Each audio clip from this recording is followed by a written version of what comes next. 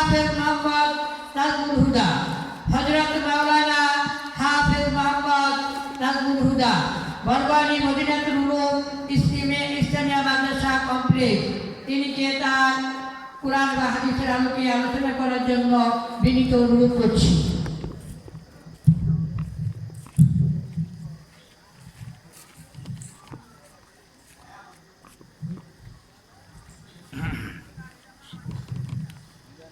السلام عليكم ورحمة الله وبركاته. الحمد لله نحمده ونستعينه ونستغفره ونؤمن به ونتوكل عليه ونعوذ بالله من شرور أنفسنا ومن سيئات أعمالنا. من يهده الله فلا مضل له ومن يضلله فلا هادي له.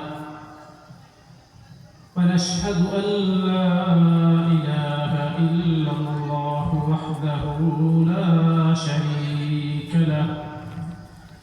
ونشهد أن سيدنا ومولانا محمدا عبده ورسوله أرسله بالحق بشيرا ونذيرا وداعيا إلى الله بإذنه وسراجا وقمرا منيرا.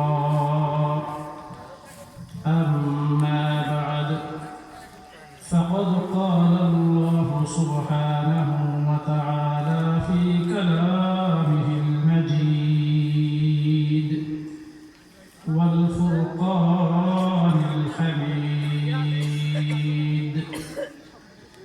أعوذ بالله من الشيطان الرجيم. الرحمن علم القرآن خلق الإنسان علمه البيان. صدق الله العلي العظيم. وقال رسول الله صلى الله عليه وسلم خيركم من تعلم القرآن وعلمه أو كما قال النبي عليه الصلاة والسلام. وقال تعالى في شان حبيبه إن الله وملائكته يصلون على النبي يا أيها الذين آمنوا صلوا عليه وسلموا تسليما. درود إبراهيم পড়ি। اللهم صل على محمد وعلى آل محمد كما صليت على إبراهيم وعلى آل إبراهيم إنك حميد مجيد. اللهم بارك على محمد وعلى آل محمد كما باركت على إبراهيم وعلى آل إبراهيم إنك حميد مجيد.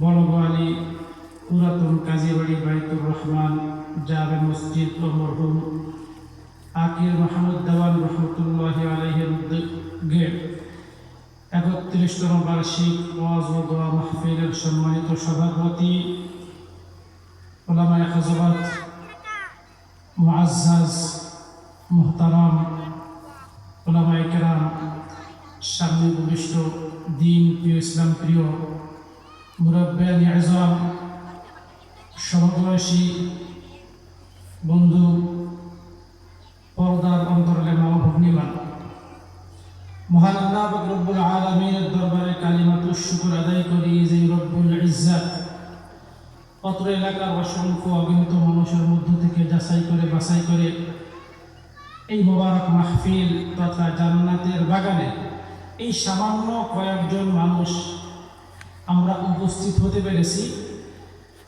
আমরা মালিকের দরবারে শুকরিয়া আদায় করি যে আল্লাহ পাক রব্বুল আলামিন আমাদেরকে পছন্দ করেছেন, যাচাই করেছেন, বাছাই করেছেন, যার কারণে দুনিয়ার জান্নাতের বাগানের ভিতরে আল্লাহ পাক রব্বুল আলামিন আমাদেরকে আসার এবং বসার তৌফিক দান করেছেন।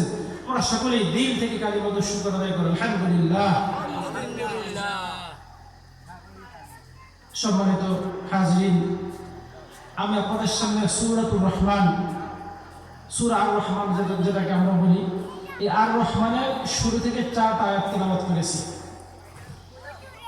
এই আয়াতকে সামনে রেখে আমি মাত্র 20 মিনিট সময়, এই 20 মিনিট সময়ের ভিতরে সামান্য কয়েকটা কথা বলবো।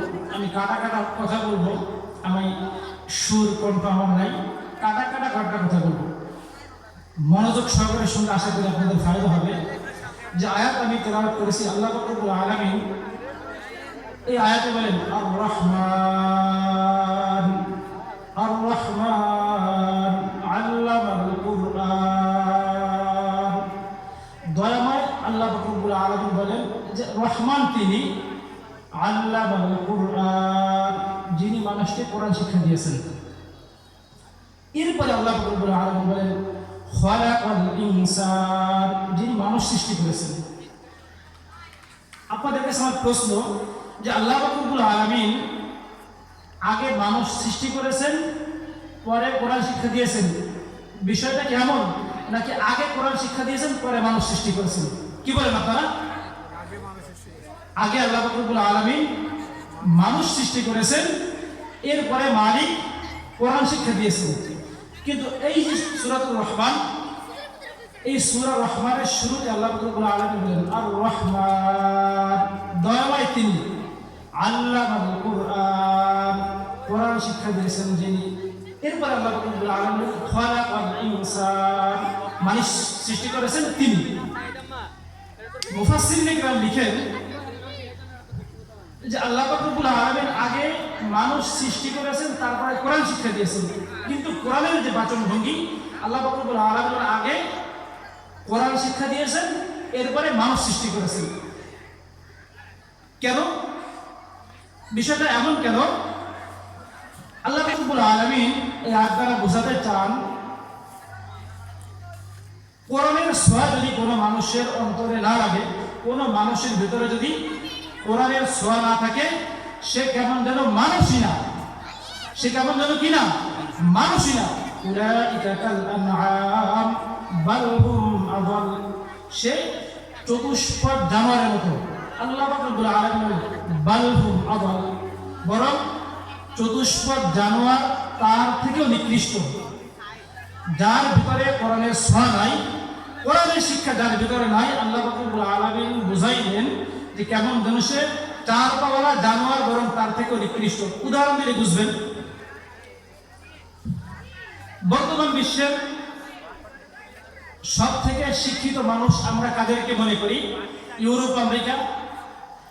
ইউরোপ আমেরিকার মানুষ সাধারণত আমরা মনে করি সব থেকে শিক্ষিত মানুষ। বিষয়টা বল না, বিষয়টা বল না, ইউরোপ এবং আমেরিকার মানুষ সব থেকে শিক্ষিত, এটা আমরা সকলে জানি না? শিক্ষিত তারা, ওখানে শিক্ষা ব্যবস্থা এমন যে 7 থেকে 17 বছর, 7 বছর বয়স থেকে নিয়ে 17 বছর বয়স পর্যন্ত কোনো বাবা মার এই ক্ষমতা নেই যে তার সন্তানকে দুনিয়াবি জাগতিক কোনো কাজে লাগাবে, পড়াশোনা ছাড়া অন্য কোনো কাজে ব্যবহার করার। আমি আমার 10 বছর বয়সের ছেলে ইচ্ছা করলে আমি সিএনজি চালাতে পারি, কৃষি কাজে নিয়ে যেতে পারি, কিন্তু 7 থেকে 17 বছর বয়সের আগে, 17 বছর বয়সের আগে কোনো সন্তানকে জাগতিক কোনো কাজে ব্যবহার করা যাবে না। ওই দেশের রুলস এমন, নিয়ম এমন, যদি কেউ 17 বছরের আগে কোনো সন্তানকে কাজে লাগায় তাহলে তার নামে কি হয়, মামলা হয় এবং তাকে ধরে জেরা খেতে, এবং সরকার কি করে, তাদেরকে লালন পালন করে। তো বলতে গেলে ওই দেশের সমস্ত শতকরা 100% মানুষ শিক্ষিত, শিক্ষিত না? কিন্তু দেখেন শিক্ষিত কিন্তু মানুষ না, তাদের ভিতরে কি নাই, মনুষ্যত্ব নাই। বলে যে কিভাবে? আমরা সকলেই জানি যে বিবাহ বহির্ভূত নারী পুরুষ মেলামেশা, এটা কি আমাদের এই দেশের কোন মানুষ সমর্থন করে? ইসলাম সমর্থন করে যে বিবাহ বহির্ভূত কোন সম্পর্ক, নারী পুরুষ মেলামেশা করা, জেনা করা, সন্তান জন্ম দেওয়া, এইটা কি কোনো যেই মুসলিম দেশগুলো আছে কোন দেশ এটা সমর্থন করবে? করবে না। কিন্তু ইউরোপ এবং আমেরিকায় কি হয়, মায়ের পরিচয় পরিচিত হয়। একটা মেয়ে সেটা আজকে একজনের সাথে শারীরিক সম্পর্ক করবে, কালকে আরেকজনের সাথে। আমার দেহ আমি দিব, যাকে খুশি তাকে দেব।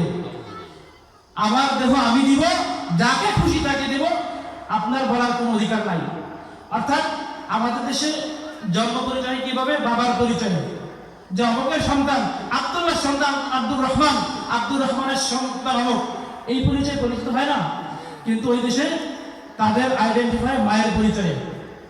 এবং এমন হয় যে সন্তানের বাবাকে মা পর্যন্ত জানে না। জানেন আপনারা? সন্তানের মাকে, বাবাকে মা পর্যন্ত জানে না যে এই সন্তানের বাবাকে। তাদের ভিতরে মানুষত্ববোধ আছে? হ্যাঁ, তাদের ভিতরে কি নাই? মানুষত্ববোধ নাই। এরপরে দেখেন, এটা তো স্বাভাবিক, তাদের কাছে স্বাভাবিক। এরপর আর একটা ভাইরাস ওই দেশে আছে, এটা আজ থেকে 15-20 বছর আগে ছিল না। এখন পুরুষ পুরুষকে বিয়ে করতে পারবে, নাউযুবিল্লাহ। পুরুষ পুরুষকে বিবাহ করতে পারবে, নারী নারীকে, নারী একজন নারী আর একজন নারীর সাথে তাদের যৌবিক চাহিদা পূরণ করতে পারবে। একজন পুরুষ আর একজন পুরুষের সাথে যৌবিক চাহিদা পূরণ করতে পারবে। আচ্ছা, এই যে স্বভাবটা একটু চিন্তা করেন, এই যে স্বভাবটা, এই স্বভাব কি কোনো জানোয়ারের ভিতর আছে? কোন পশুর ভিতরে এই স্বভাব আছে নাকি? একটা কুত্তা, সে তার যৌন মিলন যদি করতে চায় একটা কুত্তির কাছে যায় নাকি? আবার কিন্তু কোন পশুর ভিতরে এই স্বভাব নাই যে কুত্তা কুত্তার কাছে যায়, হ্যাঁ, কুত্তি কুত্তির কাছে যায়। এমন কোন পশুর ভিতরে আছে নাকি? কোন পশুর ভিতরে নাই। কিন্তু তাদের ভিতরে এই যে পশুত্ব, কেন? তারা যদি শিক্ষিত, কিন্তু তারা মানুষ না হওয়ার কারণ হলো কোরআনের ছোঁয়া তাদের ভিতরে নাই। কোরআনের ছোঁয়া তাদের ভিতরে নাই। যেমন আল্লাহ রাব্বুল আলামিন বলেন, উলাইকা কাল আনআম বাল হুম আদাল।